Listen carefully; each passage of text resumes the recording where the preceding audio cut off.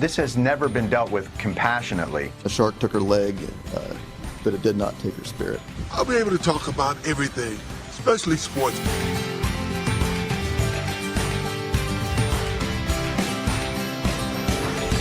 A war of words that's no laughing matter, escalating between comedian Jon Stewart and Senate Majority Leader Mitch McConnell. The two men trading jabs over funding for the September 11th Victims Compensation Fund. After publicly shaming Congress last week, the former Daily Show host called out McConnell by name. This has never been dealt with compassionately by Senator McConnell.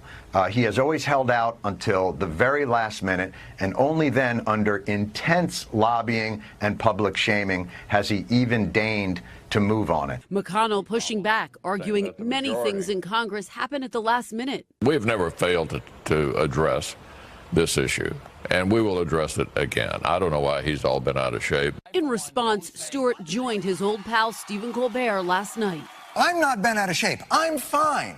I'm bent out of shape for them. These are the first heroes and veterans and victims, and they're currently still suffering and dying and in terrible need. You know, you would think that that would be enough to get Congress's attention, but apparently it's not. The feud sparked last week after Stewart gave a powerful speech that quickly went viral, berating Congress members who failed to show up for a subcommittee meeting to reauthorize the fund. Sick and dying, they brought themselves down here to speak to no one. McConnell offering this explanation about why the hearings are often empty. Well, that frequently happens because members have a lot of things going on at the same time. And it sounds to me like he's looking for some way to take offense. Stewart snapping back. Now I feel stupid. This is a huge misunderstanding. I didn't know that they were busy.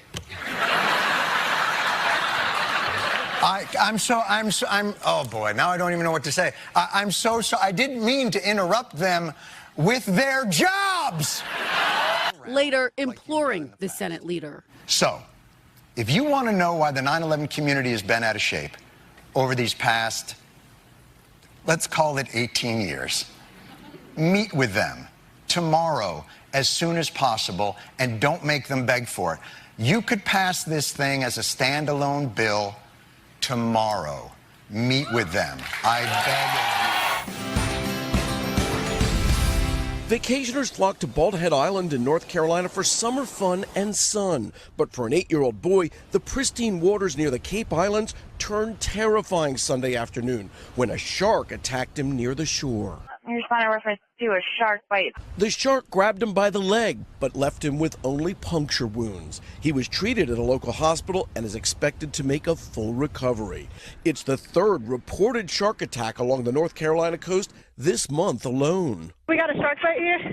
19-year-old surfer Austin Reed suffered a bite to his foot last week, leaving him with a 10-inch wound. I told my friend, I was like, I think I just get bit by a shark. I kind of glanced at it and I saw there was like blood in the water. And 2 weeks ago, 17-year-old Paige Winter lost her left leg and 2 fingers fighting off a shark. Paige was going backwards, and she was underwater. And when I pulled her up, a shark came up with her, and it was a big shark.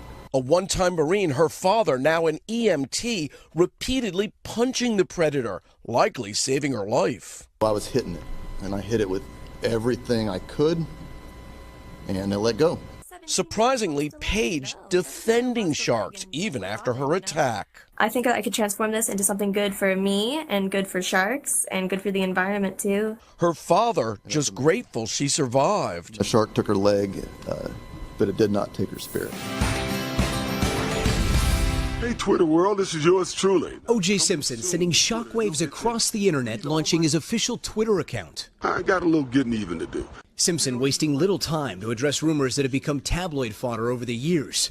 On Sunday, he posted a video denying he ever had an affair with Kris Jenner, the wife of his late friend and lawyer Robert Kardashian, saying Khloe Kardashian is not his daughter. Never, in any way, shape, or form, had I ever had any interest in Kris, romantically, sexually. Khloe, like all the girls I'm very proud of, just like I know Bob would be if he was here, but the simple facts of the matter is she's not mine. Jenner reportedly also dismissing the rumors years ago as an absolute lie. Those first O.J. tweets coming 25 years to the week after the murder of Simpson's ex-wife Nicole Brown and her friend Ron Goldman. At the time, well before social media, a worldwide spectacle with the so-called trial of the century taking over the airwaves. We, the jury, in the above entitled action, find the defendant, Orenthal James Simpson, not guilty of the crime of murder. The jury ultimately acquitting O.J. Simpson of the murders. He later spent 9 years in prison for trying to steal his old sports memorabilia at gunpoint. You know, for years, people have been able to say whatever they want to say about me with no accountability.